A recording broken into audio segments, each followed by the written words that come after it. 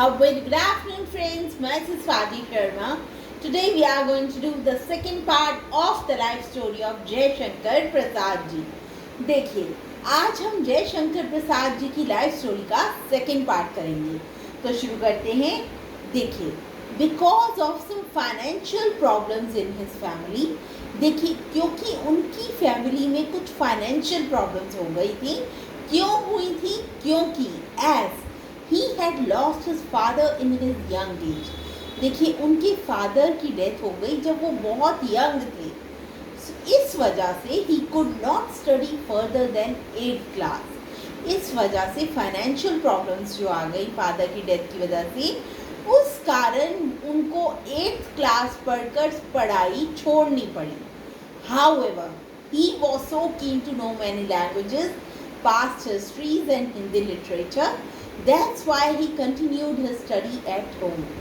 देखिए, चाहे उनका स्कूल छूट गया, लेकिन उनके अंदर एक दृढ़ इच्छा थी अलग अलग लैंग्वेजेस सीखने की, पास्ट हिस्ट्रीज पढ़ने की, हिंदी लिटरेचर पढ़ने की.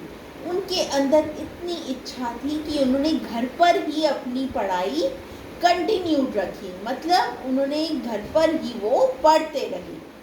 As he continued his study, he was influenced much from the Vedas.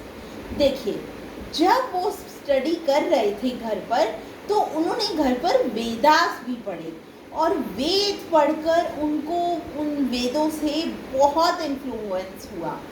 वेदों ने उनको बहुत इन्फ्लुएंस किया. He had started writing poetry from his very early age. देखिए, उन्होंने लिखनी शुरू कर दी थी पोइट्री जब वो बहुत छोटे से थे तब. He was also fond of playing chess and doing gardening work at his home. देखिए, उन्हें चेस खेलना भी बहुत अच्छा लगता था और उनको अच्छा लगता था गार्डनिंग करना अपने घर पर. He was interested in the Vedas to a great extent. देखिए, वो वेदास की तरफ इंटरेस्टेड थे बहुत ज़्यादा. टू अ ग्रेट एक्सटेंट का मतलब होता है बहुत ज़्यादा इंटरेस्टेड थे. विच इन्फ्लुएंस्ड हिम एक्सट्रीमली. जिसने वेदास ने उन्हें इतना इन्फ्लुएंस किया कि उनकी जो राइटिंग्स हैं वो वेदों से इन्फ्लुएंस होकर उन्होंने लिखी. उनकी पोएट्री, उनके प्लेज, उनकी स्टोरीज, उनके नॉवेल्स सब उन्होंने वेदों से इंस्पायर होकर लिखे. He had written his first book of poem collections known as the चित्राधर.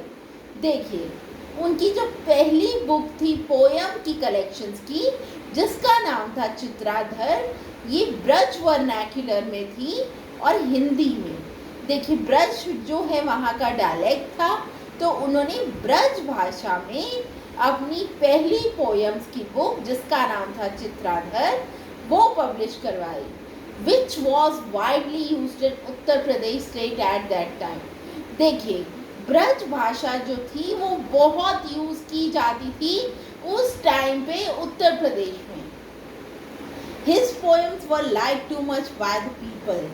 देखिए, उनकी जो पोएम्स थी लोगों को बहुत अच्छी लगती थी. As they were heart touching. क्योंकि वो पोएम्स जो होती थी हार्ट टचिंग होती थी, दिल को छू लेती थी, सॉफ्ट होती थी, सिंपल लैंग्वेज होती थी, अच्छे से समझ आ जाती थी और इमोशनल होती थी. So friends, that was all about it. We'll continue the story in the next video. Thank you.